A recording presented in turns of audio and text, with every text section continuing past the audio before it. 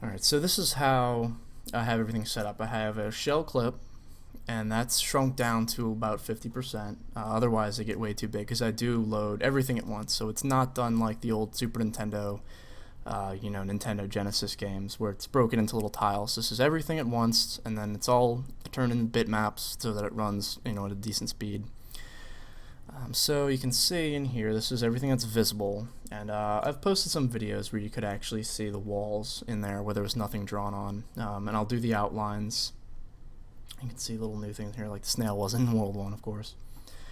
But if we go into here, we have all the different things on a different layer. Foreground, here's the background, and then different clips that you can actually interact with, so the doors, the squiggles, and all that.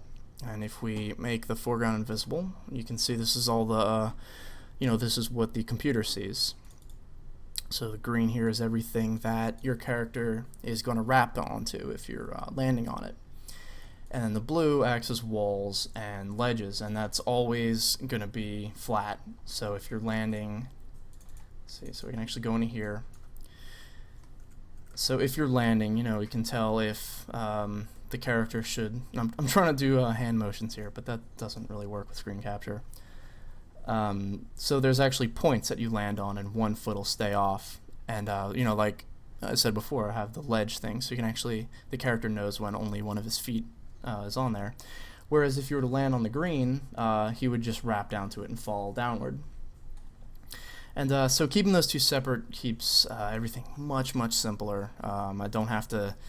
If you can see, whenever I want walls, I just put the blue in there instead of trying to get the engine to tell what green is wall, what green is ground. And these little red points here take the numbers, and it's a bunch of code, figures out where the boundaries of the level are. So I try to keep everything very visual. It really helps when I'm coding. Like I said, I'm probably doing everything wrong. But it helps me to be able to actually, go in and see this is the level. These are where the spiders start out.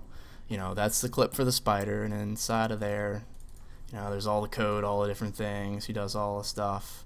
It's where he's carried when when the parrot has him. And so like I keep saying, I would love to actually go through some sort of simple tutorial, but definitely not until World 3 is finished, which, no, I don't know when it's coming out yet. But you can actually see, this is actually kind of cool. You can see the whole level at once almost. There's the box, there's, where you can tell where the character knows that he's falling into it, and the other door point, and all my platforms are a bit thicker than they actually appear, so it's a bit weird when drawing those in before I have anything over them, because I have to remember that they, I start putting them close together and they look like they're getting too close together. I have to remember they're not thick, as far as the game's concerned. And here's the point where everybody runs into the spider after going down the hill. And let's see, I can give you a bit of history that nobody probably knows. If you look right here, there's a bit of an outline. So this is a bit of a bonus. If you zoom in, you can see there's actually points right here. And when I first started this level, I was actually thinking that this was going to be a hidden area. And I never thought of anything interesting to put behind there. So it never, there is a wall there, you can see. There's still nothing there whatsoever.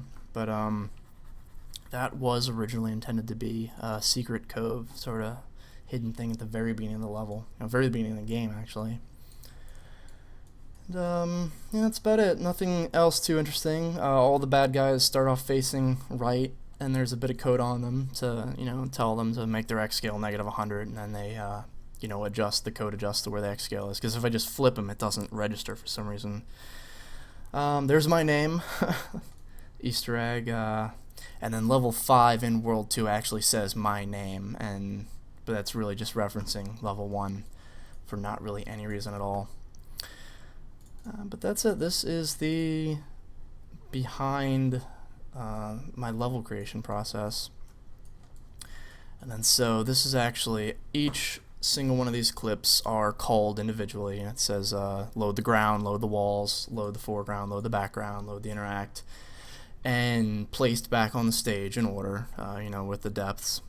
And then all of the blue, green, purple crazy clips are made invisible. and the player's none the wiser of everything that's going on in the background there. And of course, with the newer levels, there's a lot more backgrounds. So here is just this one background. And that's it. Hopefully, maybe I'll be able to get more in-depth. Maybe if a bunch of people subscribe, I'll be more inclined to go a bit more to the engine. I don't really know how much people actually care about how the game runs versus, what's new, when can I run it, don't care how it looks behind the scenes. But yeah, give me some feedback on what you guys actually enjoy seeing, if this was interesting. How many actual Flash programmers are watching my YouTube channel? That'd be an interesting thing to know.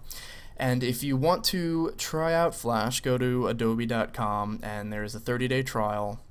And there's tons of tutorials out there. Just use Google.